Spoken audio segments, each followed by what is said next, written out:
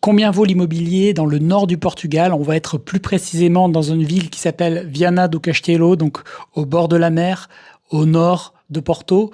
Et on va pouvoir trouver ce type de bien pour comparer et avoir une petite idée pour les gens que ça peut intéresser. Donc vous voyez ici, on est sur une maison qui a l'air moderne, mais quand on regarde la première photo, on voit que c'est pas très moderne. Il y a un comptoir en granit que les Portugais adorent, avec, vous voyez, une photo, bon, ça fait pas très envie, c'est correct, sans être extraordinaire. On voit que c'est divisé, c'est une grande maison à 330 000 euros, avec 5 chambres.